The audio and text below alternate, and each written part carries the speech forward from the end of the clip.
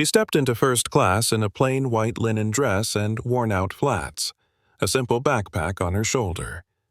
Within seconds, a man sneered, "Wrong gate, sweetheart." A flight attendant blocked her path. "We need to verify your ticket." Phones tilted discreetly. Smirks spread like wildfire. Nobody knew who she really was. Seattle-Tacoma International buzzed with the usual morning rush, but in seat 1A, tension crackled. Emily Harper, 29, stood still under the weight of judgment. No designer handbag, no diamond watch. Just calm eyes and quiet dignity. "She doesn't belong here," someone whispered. "Charity boarding pass." But Emily didn't flinch. She handed over her ticket with a soft smile. What no one knew was this: she co-founded the very airline they were flying. And what would happen next would leave the entire cabin speechless. Respect isn't worn. It's revealed, especially when no one's watching. Emily Harper never needed attention. She didn't crave recognition, though she deserved it. At 29, she lived in a modest townhouse outside of Portland. Her mornings were quiet peanut butter toast, a chipped mug of tea, sunlight creeping through a linen curtain. She rode a bicycle to work, rain or shine. Not because she had to, but because she wanted to. "It keeps me grounded," she'd once told a colleague. Her wardrobe was full of practical fabrics and neutral tones. Not poor, just intentional. While her husband, Nathan Harper, founder of Skyline Air, graced magazine covers, Emily stayed behind the scenes shaping policies that made the airline kinder, more human. Even as co-founder and 40% shareholder, she insisted on flying commercial. "You can't improve something from above," she said. "You have to sit with the people." She had one rule: never forget where you came from. That morning, she would be reminded how easily others do. The airport felt colder than usual that morning. Emily stepped off the shuttle and walked toward Terminal B, pulling her jacket closer. Her white dress fluttered slightly as the automatic doors hissed open. Inside, polished marble floors reflected high heels and carry-ons. Business travelers glanced up, then away. As she approached the Skyline Air Gate, her boarding pass in hand, a gate, agent named Kelly barely glanced up. "First class?" she asked, brows slightly raised. Emily nodded, her voice gentle. "Seat 1A." Kelly's smile froze.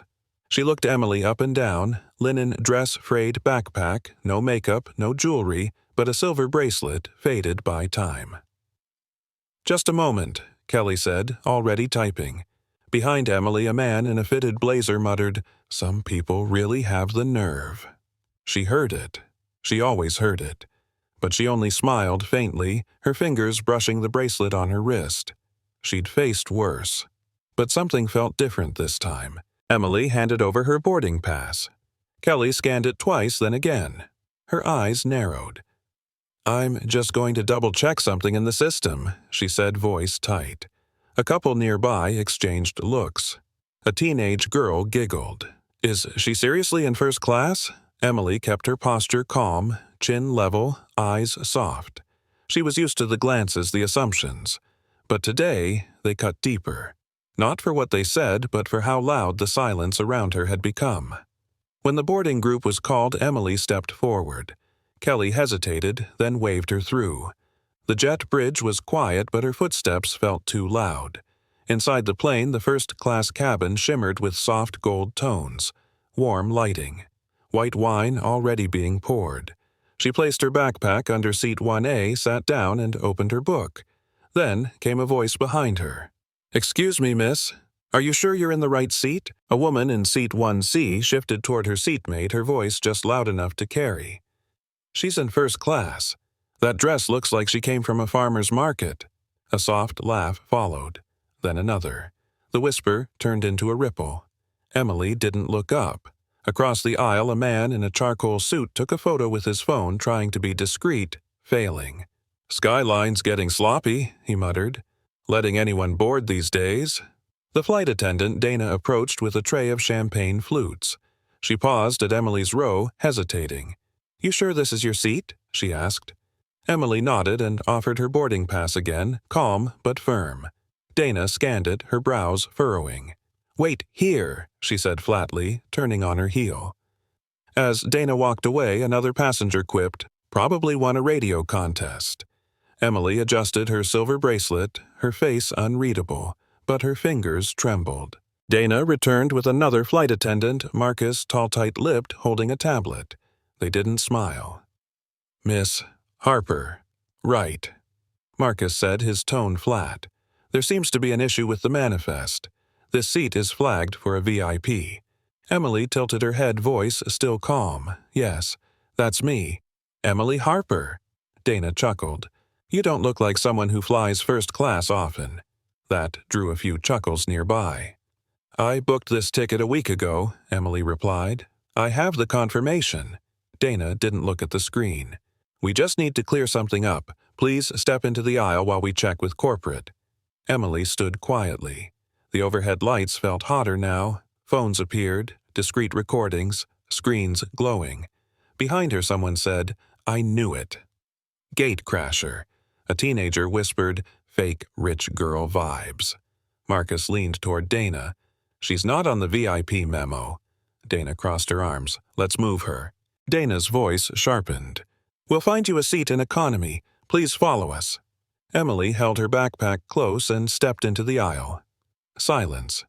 Then the whispers began. She got kicked out. Guess money doesn't buy everything. She should have known better. Her shoes tapped softly against the aisle floor, but the sting came from the stairs sharper than any words. A phone rose recording.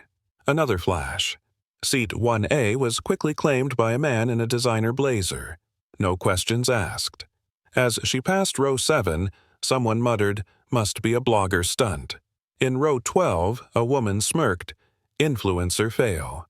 At the back of the plane seat, 34B, waited next to a sticky tray table and a broken recline. Emily sat down quietly, her breath slow, deliberate. Her fingers curled around her bracelet. Her dignity bruised, but not broken. And the flight hadn't even taken off yet. As Emily settled into the cramped economy seat, her backpack tucked at her feet, the sneers didn't stop. They multiplied. A man across the aisle leaned over, smirking.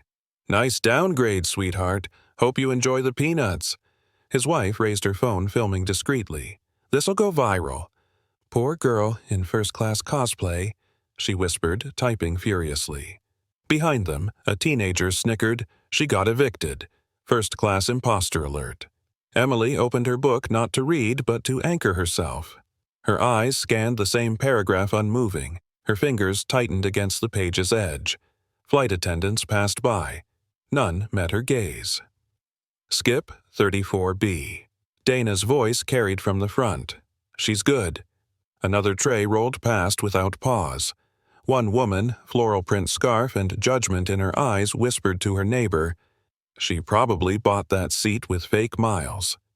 Emily didn't flinch. But inside, the silence roared louder than the jet engines ever would.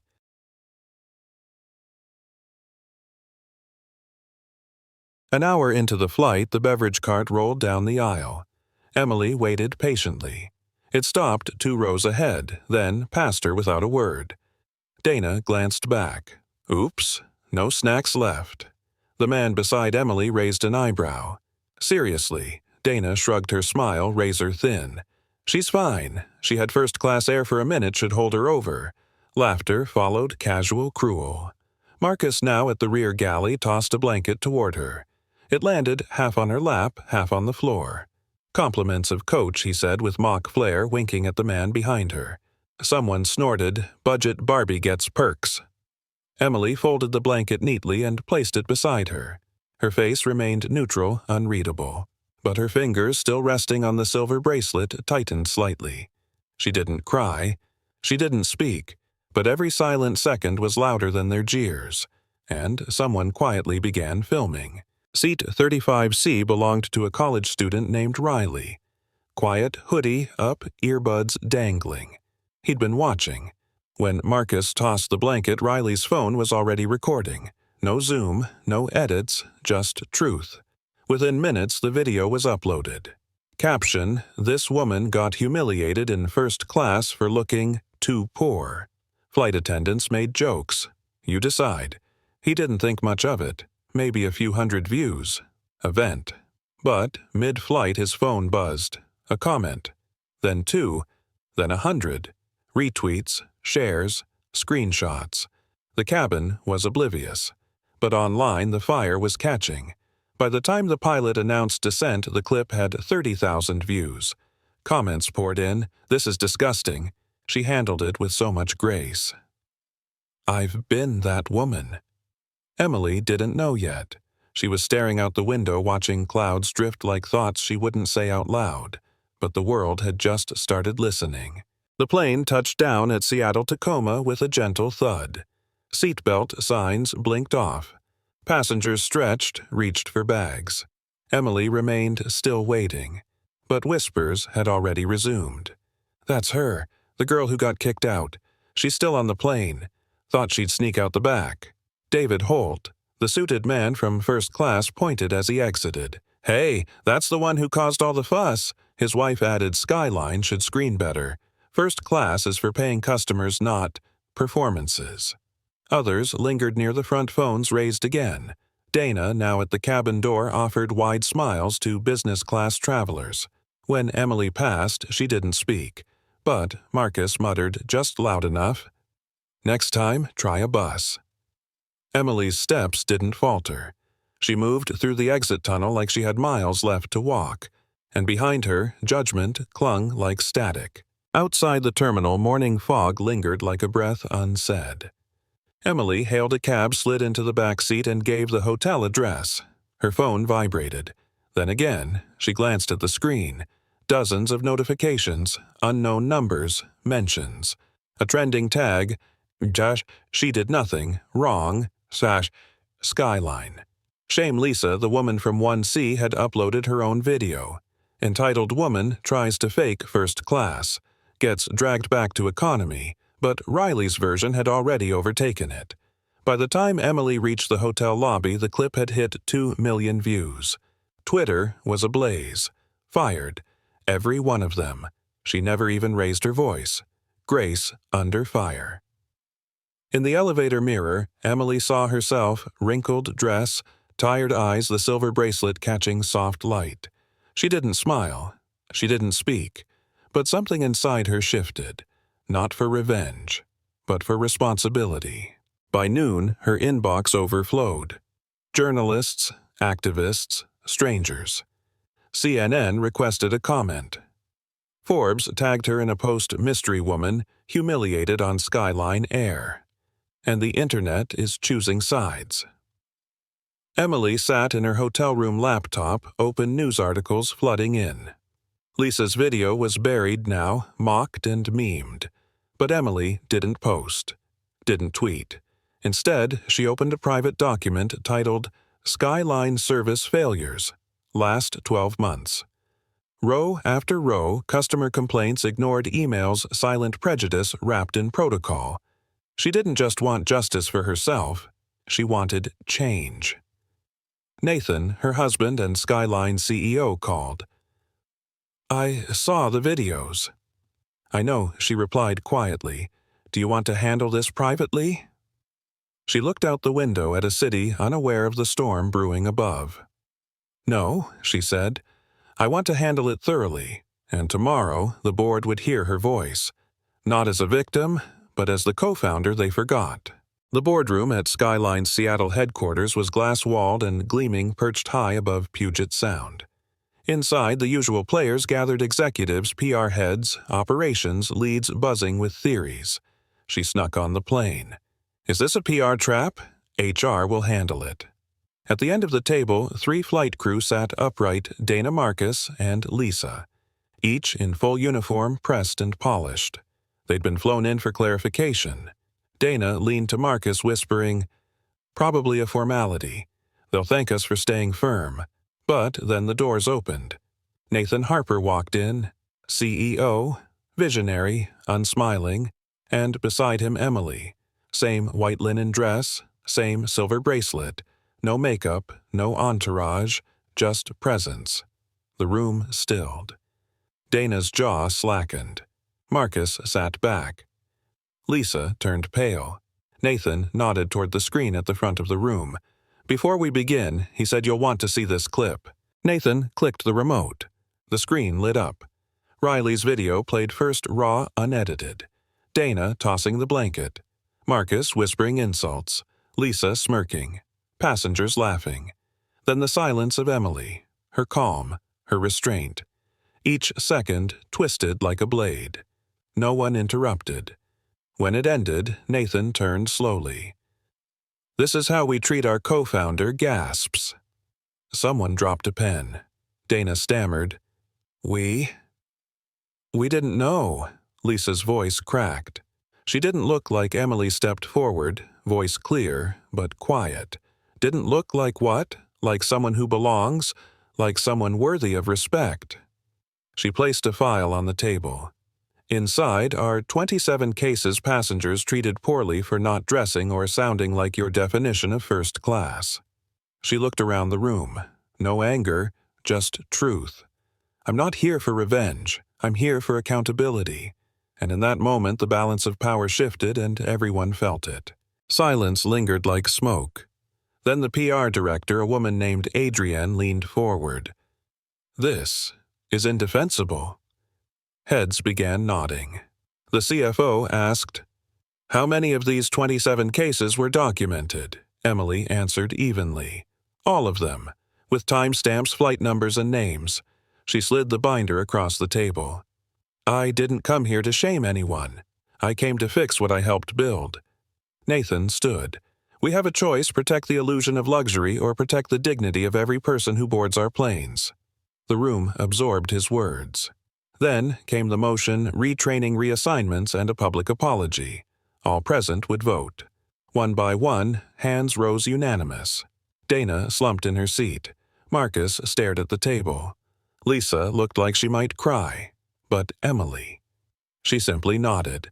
Her silence wasn't submission. It was the sound of reform finally set in motion.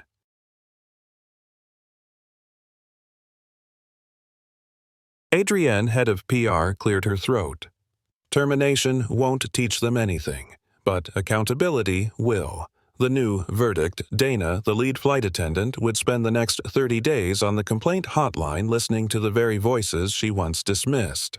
Marcus would be reassigned to baggage claim, rain or shine, handling the luggage of passengers he used to ignore. Lisa would spend a full month serving economy rows under the supervision of Emily's newly revised service charter. All three would undergo mandatory retraining line by line, signed off only when completed by Emily herself. No press statement, no public shaming, just consequence with intention. Dana opened her mouth to object. Nathan cut her off. "You had your moment to speak. You chose mockery." Emily stood, calm, grounded. "This isn't punishment," she said. "This is perspective." And for the first time the lesson wasn't printed in a manual, it was lived. Within days, posters appeared in Skyline terminals nationwide.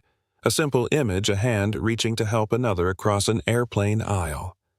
Text below it read, "Respect beyond appearance. Everyone deserves dignity at 30,000 feet." Emily's service charter, once a hidden PDF, was now laminated, printed, and pinned to every crew lounge across the country. Training modules launched. Real stories were shared. Employees who'd once rolled their eyes at kindness protocols now sat quietly listening. Even passengers began to notice. "Something's different," one tweeted. Flight attendants smiling like they mean it. Emily didn't seek credit. She returned to her usual rhythm: bike rides, coffee, and chipped mugs, quiet mornings. But online, her story remained alive. Not as a scandal, but a reminder that behind every seat number is a soul, and behind every soul is a story worth hearing if we choose to see beyond the surface. 2 weeks later, Emily boarded a flight from Denver to Chicago. Same airline, same seat 1A, same dress white linen, same silver bracelet. But this time, the energy had shifted. The gate agent greeted her with a warm smile. "Welcome aboard, Ms. Harper." The crew didn't stare. They nodded with recognition, not pity. Logan, a retrained flight attendant who once laughed from afar, now stood by the door. Posture humble. "Welcome back," he said quietly. "Thank you for the lesson." Emily smiled, not with pride but peace. She sat in 1A, placed her book on the tray table and glanced across the aisle. There a young woman sat nervously hugging a worn backpack. Her clothes were plain. Her eyes avoided contact. Emily leaned slightly and offered a simple smile. A steward appeared, offering water to the woman first. And in that tiny gesture, Emily saw it. Change was no longer an idea. It was airborne. The plane leveled off. Clouds parted below like soft waves. Emily looked out the window, not for scenery, but stillness. She thought of the flight before the sting of stairs, the silence of dignity, the noise of judgment. Not once had she raised her voice, and yet the world had heard her. She opened her notebook not to draft policy but to reflect. Words filled the page slowly. Change doesn't always roar. Sometimes it arrives in linen and silence. A flight attendant approached, whispering, "That girl across from you. She reminds me of you." Emily nodded. "Then make her feel safe." The attendant smiled, walking off with a new sense of purpose. Emily closed her eyes not out of exhaustion, but closure. Outside, the horizon stretched endless. She hadn't just changed a company, she reminded the sky itself, everyone belongs up here. The plane was now cruising at a steady pace, the hum of the engines a constant soothing presence. Emily looked down at her notebook, her pen moving slowly across the page, capturing her thoughts as they arrived. We do not change the world by shouting into it. We change it by living the truth that needs no explanation. She paused. The words didn't feel like an epiphany, but more like a quiet, deliberate acknowledgement. A flight attendant passed by, offering a small smile. "You've changed things, you know." Emily didn't look up. "I haven't done anything special." The attendant stopped for a moment, then nodded. "Maybe. But sometimes it's the smallest gestures, the quietest actions that leave the biggest marks." As Emily closed her notebook, she realized that change didn't need to be loud. Sometimes it was a quiet ripple, barely noticeable, but powerful enough to shift everything. Midway through the flight, Emily glanced across the aisle. The young woman with the worn backpack sat quietly, shoulders slightly hunched, fingers tracing the seam of her jeans. She looked out of place like someone waiting to be told she didn't belong. Their eyes met. Emily didn't say a word. She simply nodded, soft understanding. The girl blinked, startled, then offered a shy smile. A silent thank you passed between them, no language needed. A steward returned, setting down a blanket and warm tea in front of the girl. "Compliments of the crew," he said gently. She looked confused. "Why?" He gestured toward Emily. "Someone once reminded us, dignity starts with small things."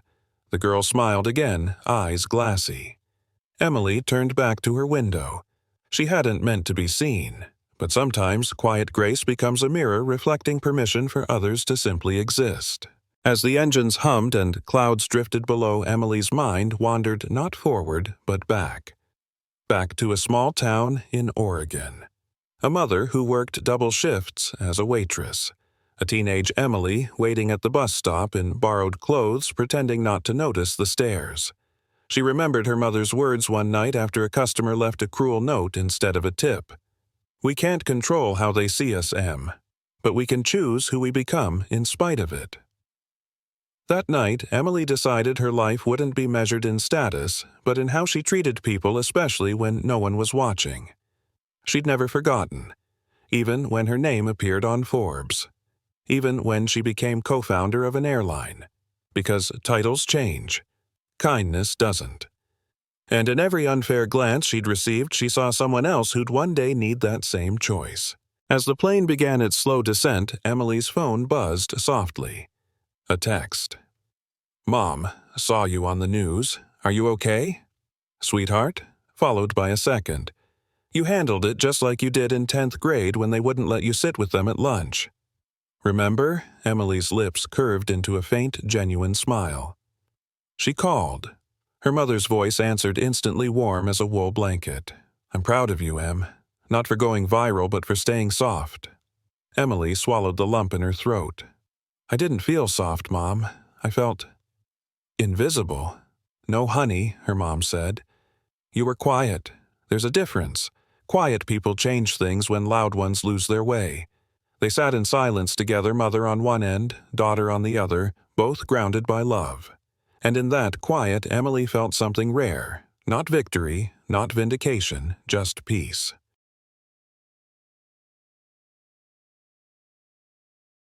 As Emily stepped off the plane, her linen dress catching the breeze from the open jetway, she spotted him. Nathan, leaning against a pillar just past the gate. No entourage, no assistant. Just him, hands in pockets, eyes soft with worry. Their eyes met. He didn't rush to her. He waited like he always had, like she was never late, only arriving when it mattered.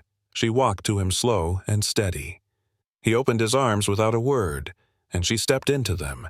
They stood like that for a moment, two people who had built an empire but knew the truest strength was never the structure. It was each other. He whispered, "You okay?" She nodded into his chest. "Now I am." They pulled back. Nathan smiled. "Let's go home." Emily exhaled, her fingers brushing the edge of her bracelet.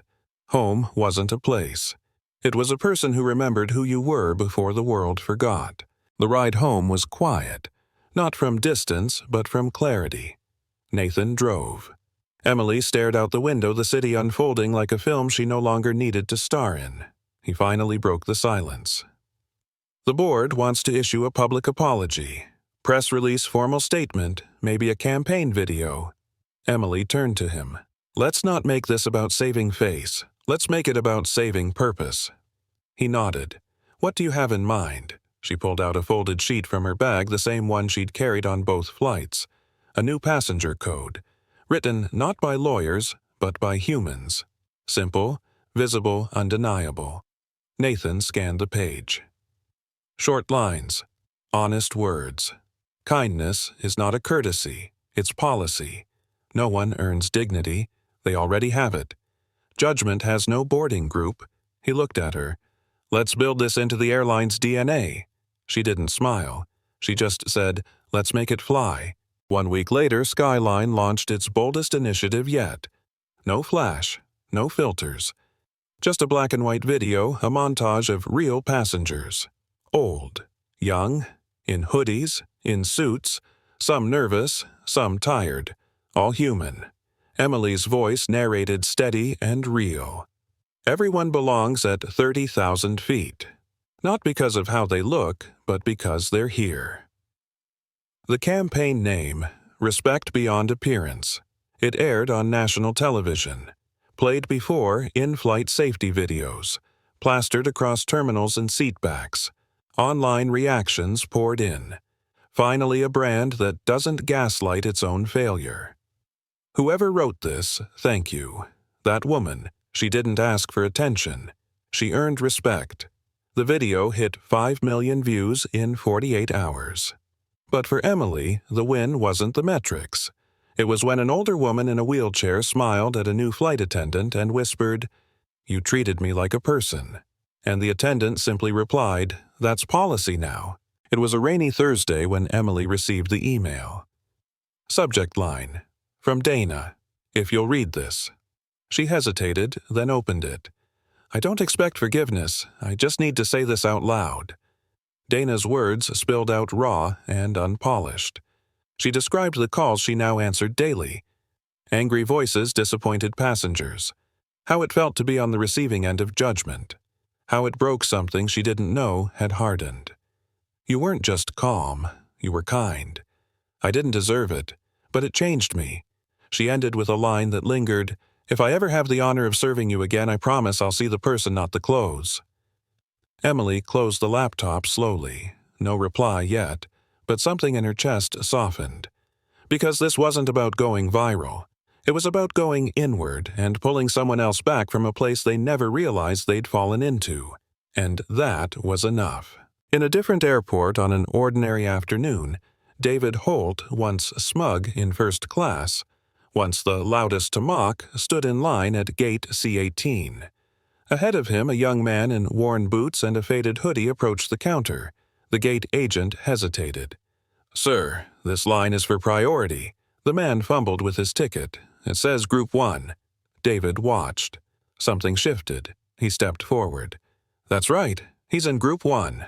I saw it too." The agent blinked. "Oh, of course, my apologies." The man turned surprised. "Thanks." David shrugged. "No one deserves to be questioned just for looking tired." The man smiled, nodded, and moved on. David didn't tell anyone, didn't post about it. But that night as he sat in economy by choice, he thought of Emily. Sometimes the most powerful change is invisible like respect when it's finally instinct. Emily stood before her bathroom mirror one quiet morning. No makeup, hair loosely pinned. Linen robe soft against her skin. She studied her reflection, not with criticism but curiosity. The woman staring back wasn't louder, or richer, or stronger. She was simply more present. Her life hadn't changed overnight. The headlines had faded. The world moved on as it always does, but something fundamental had settled inside her, a kind of rootedness. She reached for her bracelet, tarnished, worn, and beloved. Her mother's voice echoed gently in memory. "You don't have to raise your voice to raise a standard." She smiled. On the counter beside her was a boarding pass, another flight, another seat still commercial. Not because she had to, but because she chose to keep choosing. The battle wasn't against cruelty. It was for compassion. And in that, Emily Harper had already won. Flight 828 to Minneapolis. Full flight. Window seat 12A. Emily boarded with no fanfare, no aisle glances, just her usual backpack and quiet presence. She passed first class without pause.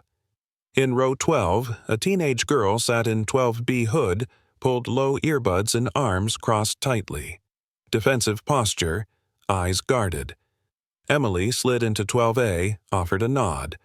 No forced smile, just acknowledgement. 15 minutes in turbulence rocked the plane. The girl flinched. Emily glanced sideways. "First time flying." The girl hesitated, then nodded.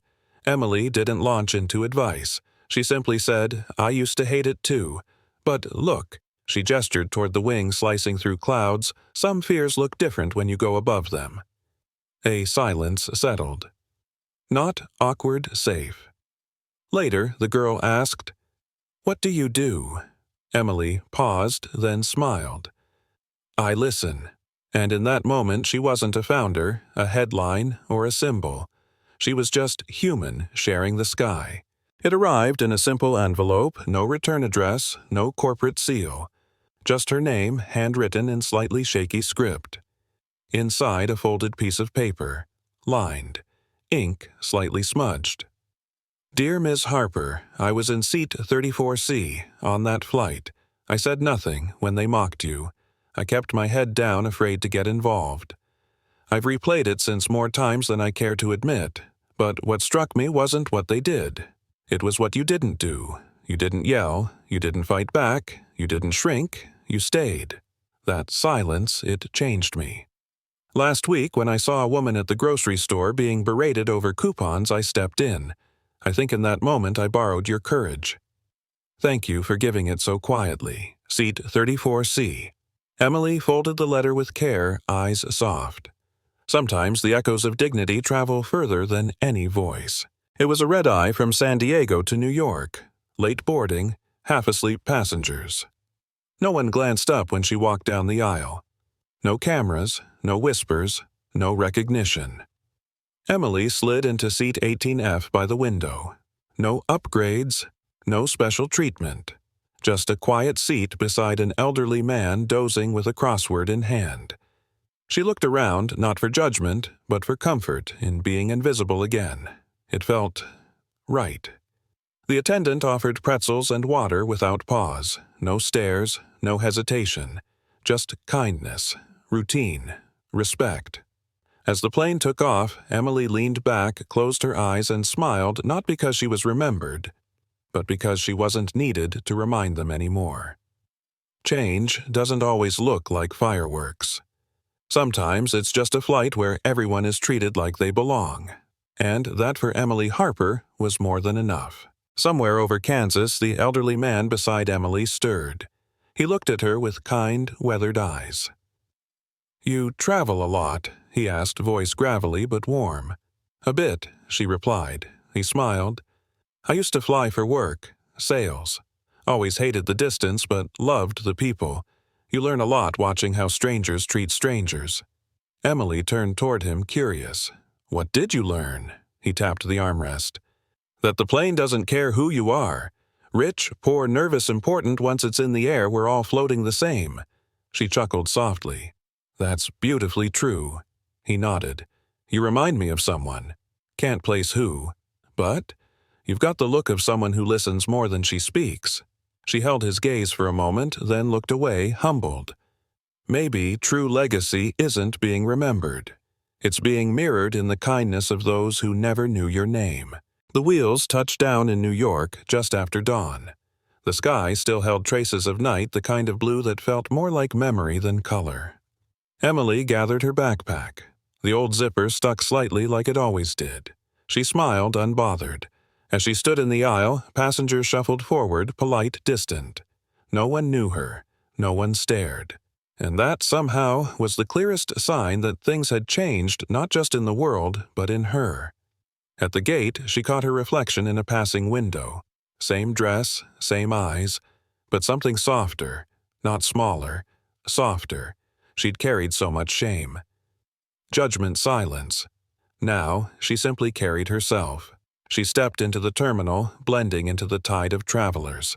And in that quiet walk toward baggage claim, she felt it, not closure, but continuity. Her story wasn't ending. It was quietly becoming. That evening, as Emily unpacked, her phone buzzed. An email. Subject, from Flight 482 crew, thank you. She opened it expecting a corporate survey. Instead, it read, "Dear Ms. Harper, we're the new cabin crew on the NYC Seattle route. We just finished our first flight since completing the Respect Beyond Appearance training. One of us used to believe good service was about efficiency. Another thought kindness was just extra. But now, it's different. Today, a teenage boy in second class spilled his juice. We didn't roll our eyes. We knelt. We cleaned. We smiled. Not because he was a VIP, but because he's human. That shift, that's you. We never met you, but we carry you every time we walk that aisle. Thank you for reminding us what it means to fly right. The crew of Flight 482. Emily's hand hovered over the reply. She didn't send one. She just whispered, "That's enough."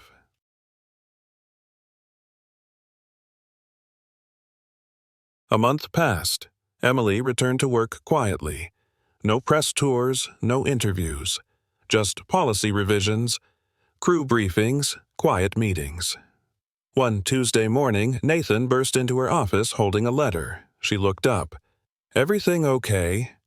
He handed it to her, grinning. "Read." It was from the National Aviation Ethics Council, a nomination for the Civic Impact in Airline Leadership Award.